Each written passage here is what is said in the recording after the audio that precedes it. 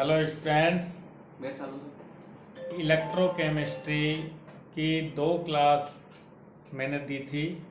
उसके बाद एक क्लास लाइव हुई थी। लाइव का वीडियो भी आपके तक पहुंच गया होगा। उसके बाद मैंने पीडीएफ के माध्यम से नोट्स भी अवेलेबल कराए हैं, तो वो नोट्स आप लिख लें। और जितना हिस्सा अभी तक पढ़ाया गया है वो रेडॉक्स रिएक्शन जो 11वीं में 8वां चैप्टर है, उसके अंदर भी मैंने ये सारी चीज़ें आपको 11वीं क्लास में भी पढ़ाई है। तो अगर किसी की भी क्लास यहाँ तक छूटी हुई है तो वो 11वीं क्लास का रेडॉक्स वाला हिस्सा देख ले, वहाँ भी मैंने लिखाया हुआ है। पीडीएफ मैंने नोट्स की भेजी है, वो भी देख ले। अब मैं आपको मैंने पीडीएफ क्वेश्चंस की पीडीएफ भी भेजी हुई है आपको, जिसमें एग्जाम्पलर प्रॉब्लम है एनसीईआरटी के, और कुछ एनसीईआरटी के पीछे की क्वेश्चन भी आप करोगे तो आपको पता लगेगा। जैसे इसका बहुविकल्पी पहला ही प्रश्न मैं लेता हूँ, वो क्या है, क्वेश्चन नंबर 1 पीडीएफ का। वो कह रहा है कौन सा सेल कॉपर इलेक्ट्रोड के मानक इलेक्ट्रोड विभव का मापन करेगा। तो उसमें 4 ऑप्शन आपके ये इस तरह से दिखाए हुए हैं, आप देख सकते हैं। ठीक है, तो इसमें आपको मैंने कल की क्लास में आपको बताया था कि कॉपर इलेक्ट्रोड का मानक इलेक्ट्रोड विभव का मापन आप कैसे करेंगे, ये पूछा है क्वेश्चन। तो मैंने कल क्या सिखाया था, किसी भी अज्ञात इलेक्ट्रोड के इलेक्ट्रोड विभव का अगर मापन करना हो तो हम कर ही नहीं सकते, लेकिन अप्रत्यक्ष रूप से हम स्टैंडर्ड हाइड्रोजन इलेक्ट्रोड यानी SHE की सहायता से मापन कर सकते हैं। अब SHE क्या होता है, स्टैंडर्ड हाइड्रोजन इलेक्ट्रोड होता है। और जब स्टैंडर्ड कब बताया जाता है, जब टेम्परेचर 298 केल्विन हो और सांद्रता इकाई मोलर हो और दाब 1 वायुमंडलीय हो। तब ये चीज कंडीशन कौन से ऑप्शन में नजर आ रही है आपको, आप थर्ड ऑप्शन पे अगर नजर डालोगे तो वो SHE को तो क्या माना है, एनोड, और कॉपर को क्या माना है, कैथोड। और सांद्रता भी देखो क्या ली है, 1 मोलर, और दाब क्या लिया है, 1 बार। इसलिए थर्ड ऑप्शन करेक्ट है। बाकी सब में कहीं ना कहीं गड़बड़ की है, कहीं दाब को 1 मोलर नहीं रखा, 1 बार नहीं रखा, कहीं सांद्रता को 1 मोलर नहीं रखा, तो इसलिए और ऑप्शन आपके गलत हो जाते हैं। अब देखो, आपने ये तो सीख लिया कि हम किसी भी अज्ञात छड़ का अगर इलेक्ट्रोड विभव ज्ञात करते हैं तो किसके संदर्भ में ज्ञात करते हैं, SHE के संदर्भ में एक सेल निर्मित करते हैं और उसका अज्ञात छड़ का इलेक्ट्रोड विभव का मापन कर लेते हैं। बाकी अगर आपसे ये पूछा जाए तो ऐसे करके भी देखें तुमने, उससे एक विद्युत रासायनिक श्रेणी ECS निर्मित हुई है। ECS में तुमने देखा होगा, मैंने लिथियम से चलाइए इसको, लिथियम का अपचयन विभव -3.05 वोल्ट है। फिर ये माइनस में कम होता जा रहा है, हाइड्रोजन पर ये विभव आ रहा है 0.0।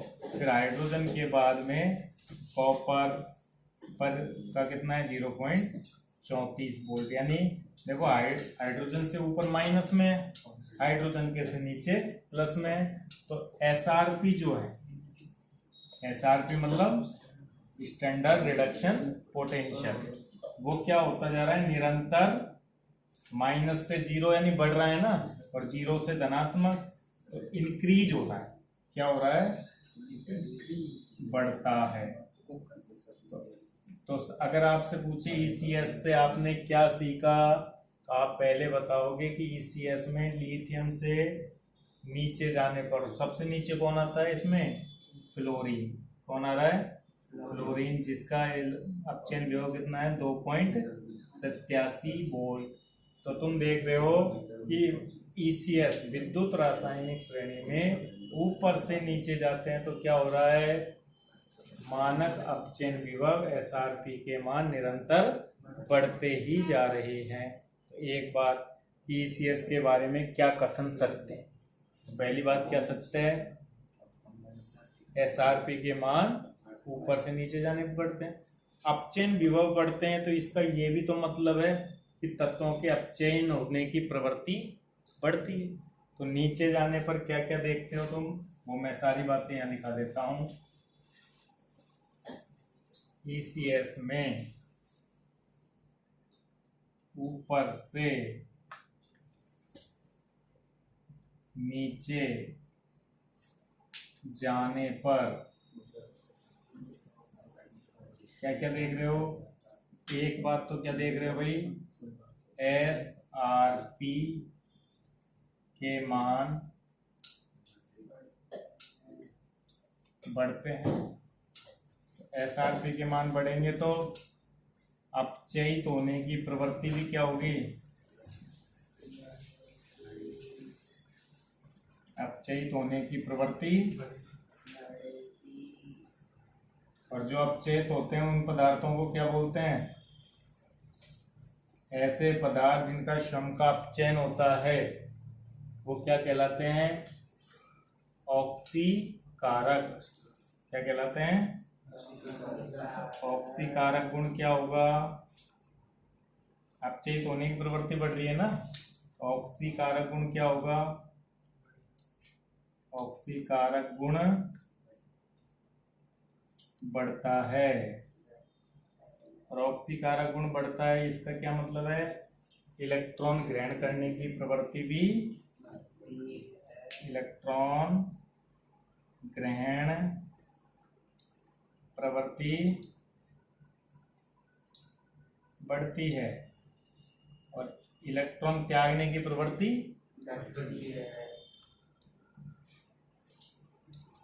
बढ़ती है। और इलेक्ट्रॉन त्यागने की प्रवृत्ति घटेगी तो अधातु गुण, अधातु जो इलेक्ट्रॉन ग्रहण करते हैं उनको क्या बोलते हैं, अधातु गुण क्या होंगे, बढ़ेंगे। लेकिन धातु गुण क्या होंगे, धात्विक गुण कम होंगे। ठीक है। अच्छा, SRP का मान बढ़ेगा तो SOP का मान क्या होगा, स्टैंडर्ड ऑक्सीडेशन पोटेंशियल। SRP बढ़ रहा है ना तो SOP कम होगा। अपचयित होने की प्रवृत्ति बढ़ रही है तो ऑक्सीकृत होने की प्रवृत्ति क्या होगी, घटेगी। ऑक्सीकृत गुण क्या होगा, घटेगा। ऑक्सीकारक गुण बढ़ रहा है तो अपचय गुण क्या होगा, अपचय गुण कम होगा। इलेक्ट्रॉन ग्रहण करने की प्रवृत्ति बढ़ रही है तो त्यागने की प्रवृत्ति, इलेक्ट्रॉन त्याग प्रवृत्ति क्या होगी, कम होगी ना। और अधातु गुण बढ़ रहा है तो धात्विक गुण, इसको यहां लिखना चाहिए था मुझे, धात्विक गुण क्या होगा, धातु गुण कम होगा। ठीक है। तो ये आप कहाँ SRP को देख के समझोगे। अब मैं एक क्वेश्चन आपको कराता हूँ, देखो देखिए तुम कर पाते हो कि नहीं। तो क्वेश्चन है आपका 8वां। कौन सा क्वेश्चन है, 8वां क्वेश्चन। देखो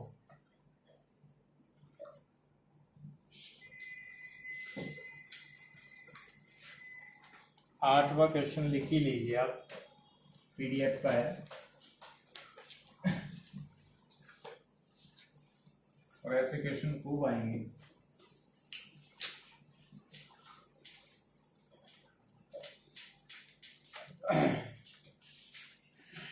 तीन चीज है आपको ये दिए हैं नीचे, ऐसा कि ऐसा क्वेश्चन तुम्हारी किताब NCERT है ना, NCERT का 3.1 भी है, 3.2 भी है, उसको भी करना। नीचे दिए गए आंकड़ों का उपयोग करते हुए प्रबलतम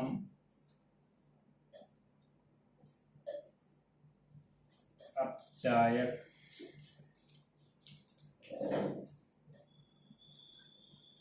को ज्ञात करो। अब आंकड़े क्या दे रखे हैं आपको, देखो क्वेश्चन के को कैसे सोचना होता है। आंकड़े ये दे रखे हैं, एक तो ई नॉट का मान दे रखा है Cr2O7-2 Cr+3, जिसका मान है 1.33 वोल्ट। एक है ई नॉट Cl2Cl-, इसके लिए आपको दे रखा है 1.36 वोल्ट। एक है ई नॉट MnO4-Mn+2, इसका मान है 1.51 वोल्ट। एक है ई नॉट Cr+3 Cr, इसका मान है 0.74 वोल्ट। माइनस का ही है, किसका है, माइनस का, और सब प्लस के हैं। अच्छा, अब ये पूछ रहा है प्रबलतम अपचाय को ज्ञात करो। तो सबसे पहले अभी हमने क्या सीखा कि एसआरपी अगर बढ़ता है तो ऑक्सीकारक गुण क्या होता है, बढ़ता है, और अपचाय गुण कम होता है। अब पहले तो ये देखो क्या ये एसआरपी के मान है क्या। अब ये कैसे पता लगेगा ये एसआरपी के मान है कि एसओपी के मान है। ये जो क्रिया हो रही है वो Cr2O7 Cr+3 में बदल रहा है।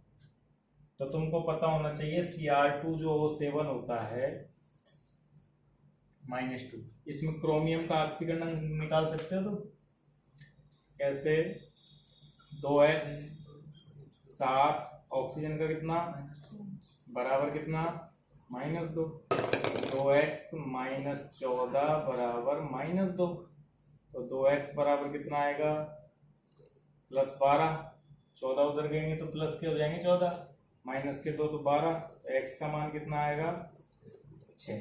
तो यानी इस जगह पे क्रोमियम कौन सी अवस्था में है, 6th ऑक्सीकरण अवस्था में। और आगे किस में जा रहा है देखो, 3 में। तो 6 से 3 में गया है तो इलेक्ट्रॉन ग्रहण किए होंगे त्यागे होंगे। अरे 6 स्टेज से +3 स्टेज में आ गया क्रोमियम, तो इलेक्ट्रॉन त्यागे हैं कि ग्रहण किए हैं, ग्रहण किए हैं। तो ग्रहण किया है मतलब अपचयन हुआ है। तो ये किसका मान है फिर, एसआरपी का मान है ना। अब ये देख चेक करो, क्लोरीन 0 है और क्लोरीन माइनस में पहुंच गया, तो ग्रहण किया त्यागा, ग्रहण किया। तो ये भी किसका मान है, एसआरपी का मान है। MnO4 यहाँ Mn 7 में है और आगे 2 में आ गया, तो त्यागा, ग्रहण किया। तो ये भी किसका मान है, एसआरपी का मान है। ऐसे क्रोमियम 3 से Cr में आ गया, तो ये भी किसका मान है, एसआरपी का मान है। अब सबसे कम एसआरपी किसका है, सबसे कम एसआरपी इसका है नंबर 1। एसआरपी का क्रम में जमा ले, सबसे कम 1 नंबर पे कम है, नीचे जाने पर एसआरपी का मान कम होता है ना, ऊपर से नीचे जाने पर एसआरपी का मान बढ़ता है। तो सबसे ज्यादा किसका है, सबसे कम तो इसका है 1 नंबर, फिर 2 नंबर,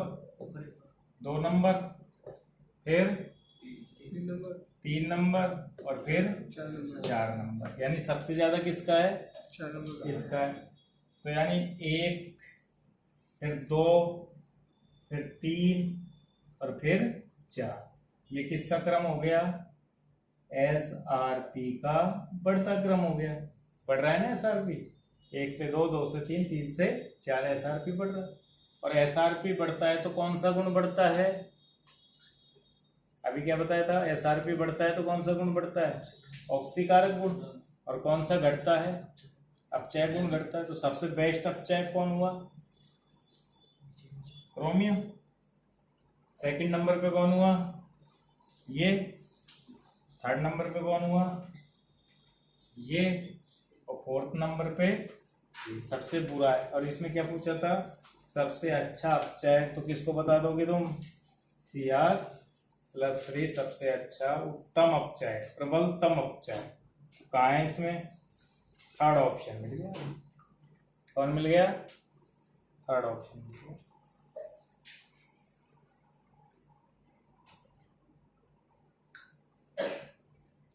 अच्छा, अब नेक्स्ट आ जाते हैं हम प्रश्न 8 के दिए गए आंकड़ों के आधार पर प्रबलतम ऑक्सीकारक करण कर्मक कौन सा है? ऑक्सीकारक अच्छा कौन बनेगा? नीचे जाने पर एसआरपी बढ़ता है तो ऑक्सीकारक गुण बढ़ता है। चौथा, तो चौथा कौन है? प्रबलतम अपचय कौन, ऑक्सीकर्मक कौन होगा? KMnO4। तो क्या आएगा उत्तर? MnO4 minus. अच्छा, अपचय का क्रम भी पूछा है फिर इसने 10वें। तो अच्छा अपचय का क्रम Cr+3। तो यही क्रम भी बता दोगे तुम, कोई दिक्कत नहीं है। अच्छा, 11वें में पूछा है आंकड़ों का उपयोग करते अपचयित अवस्था में सर्वाधिक स्थायी आयन कौन सा है? तो स्थायी आयन कौन सा है? तो जल्दी अपचयित ये क्रोमियम इलेक्ट्रॉन त्यागेगा ना, तो Cr+3 अच्छी अपचयित अवस्था है क्योंकि जल्दी से प्राप्त होगी, इजीली इलेक्ट्रॉन त्यागेगा क्रोमियम, अच्छा अपचय है, इसलिए तो Cr+3 आ जाएगा। तो ये प्रश्न हमने किसके आधार पर किए हैं? अब एक और है 17वां क्वेश्चन, ठीक है। 17वां क्वेश्चन भी आप बताएंगे, करेंगे, मैं लिख देता हूँ। इतने सारे क्वेश्चनों के जवाब हमने दे दिए, अब हम 17वें क्वेश्चन का जवाब और दे देते हैं।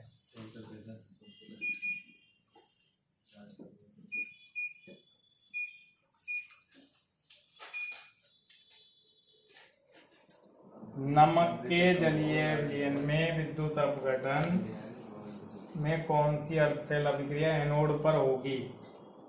अच्छा, ये तो आगे आएगा भाई।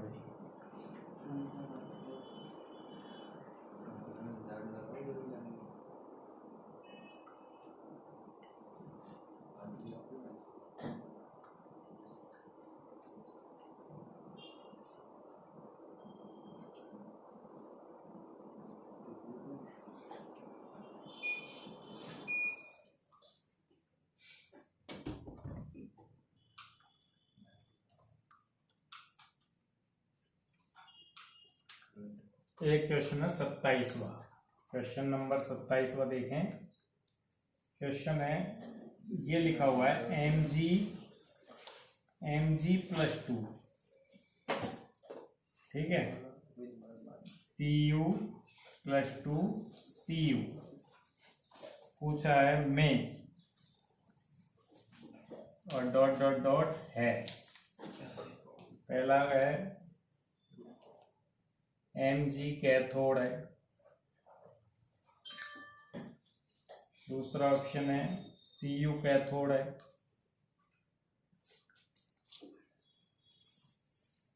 और तीसरा ऑप्शन है Mg(Cu+2) = Mg+2Cu।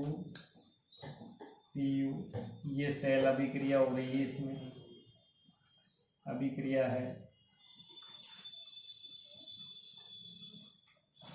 और फोर्थ ऑप्शन है Cu एक ऑक्सीकरण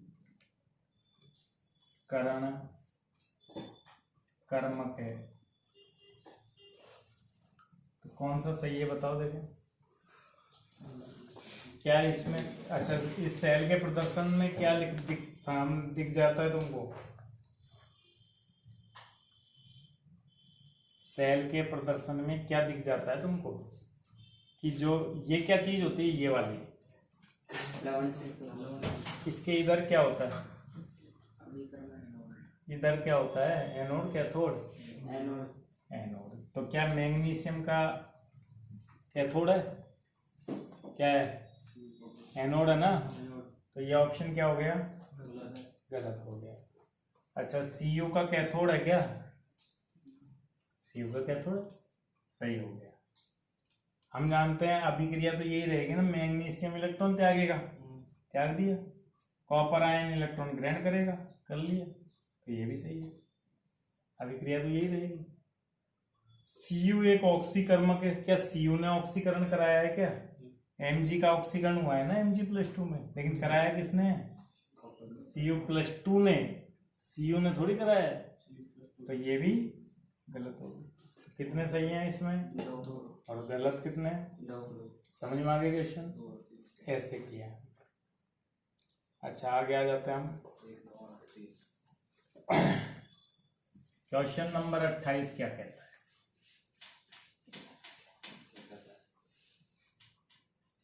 क्या किसी इलेक्ट्रोड का परिशुद्ध इलेक्ट्रोड विभव मापा जा सकता है। क्या किसी, क्वेश्चन नंबर 28 कहता है, क्या किसी इलेक्ट्रोड का परिशुद्ध इलेक्ट्रोड विभव आप माप सकते हो क्या, शुद्ध माप ही नहीं सकते, हम उसको अप्रत्यक्ष रूप से SHE के द्वारा बताते हैं, परिशुद्ध मापना संभव नहीं है।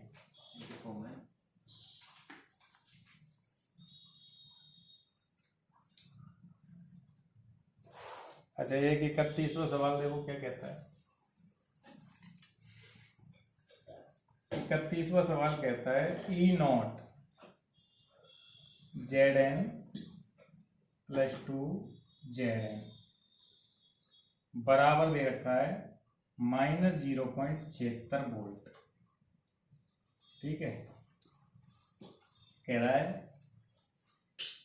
में नेगेटिव क्या दर्शाता है। अब देखें, तुम्हारे हिसाब से बताओ कि इसमें जो नेगेटिव मान है वो क्या दर्शाता है।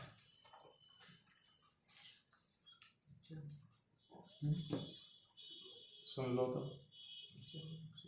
देखो ये कौन सा विभव है, यहाँ देखो Zn+2 से जिंक में जाने वाला है ना, यानी कौन सा विभव है, ये वाली क्रिया का, Zn+2 से 2 इलेक्ट्रॉन ग्रहण करेंगे, किस में जाएंगे, Zn में।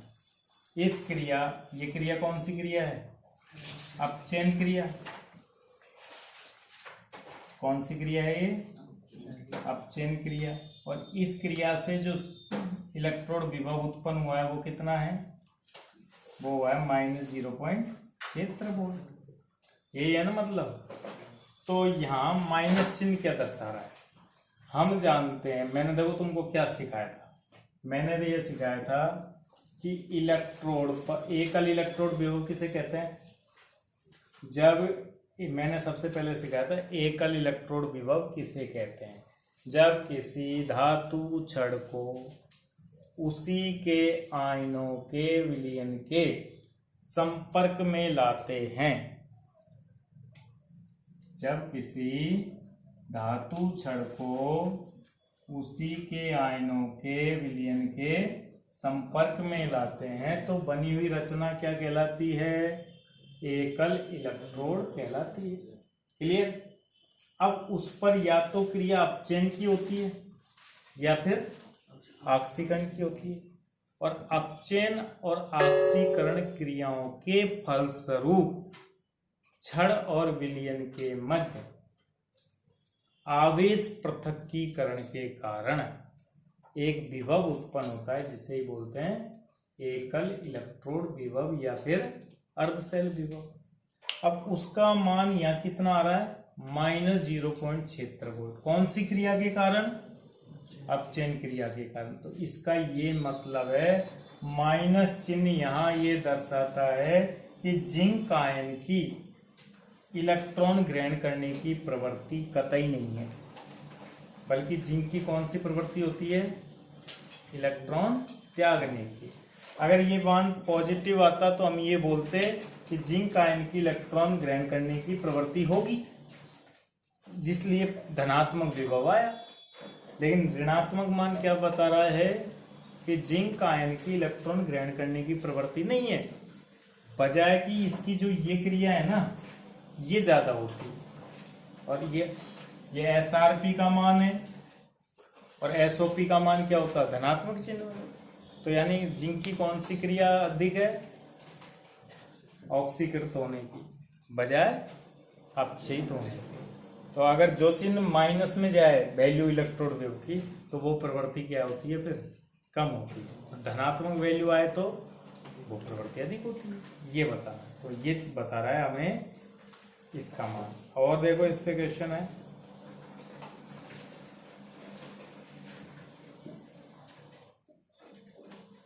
एक क्वेश्चन ऐसे भी दे रखा है, क्वेश्चन नंबर 33 आप कर सकते हो।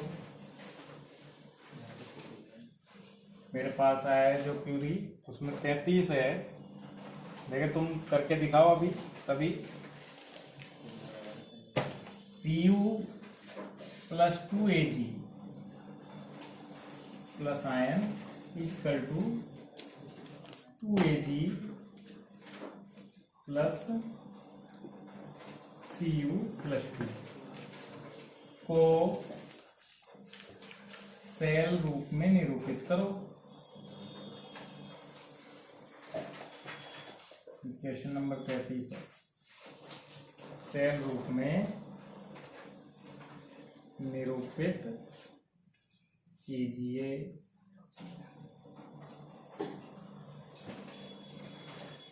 देखो ये अभिक्रिया है। अभी अपन ने थोड़ी देर पहले क्या था, सेल प्रदर्शित था ना, उससे अभिक्रिया लिखी थी। तो हमने लवण सेतु के इधर क्या माना था? तो हमने लवण सेतु बना दिए एक। तो इसके इधर कौन लिखूं? Cathode, sorry anode. और इधर कौन लिखूं? अब एनोड पर कौन सी क्रिया होती है? ऑक्सीकरण के अपचयन, ऑक्सीकरण की क्रिया होती है ना। तो ऑक्सीकरण किसका हो रहा है? कॉपर का हो रहा है ना। तो एनोड कौन बनेगा? Cu। और जब एनोड लिखते हैं तो हम पहले धातु लिखते हैं, फिर उसके बाद आयन लिखते हैं। और कैथोड जब लिखते हैं तो उल्टा करते हैं, पहले आयन लिखते हैं फिर धातु लिखते हैं, है ना। गुणांकों को अभिक्रिया में शो नहीं किया जाता है, ये मैं पहले भी बता चुका हूं, फिर बता रहा हूं। अब ऐसे की ऐसे आप क्वेश्चन नंबर में 45वां भी करना, क्योंकि 45 में फिर उल्टा पूछा है, सेल प्रदर्शित करके दिया है आपको। 45 के बाद आप करना 55वां क्वेश्चन करना इसका, वो भी आपसे हो जाएगा।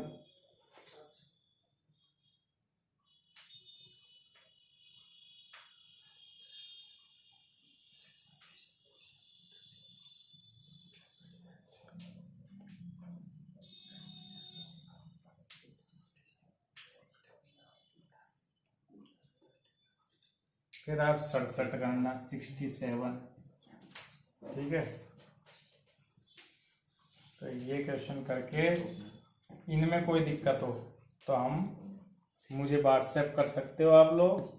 फिर नेक्स्ट वीडियो आपको मैं बता दूंगा इनमें। ये क्वेश्चन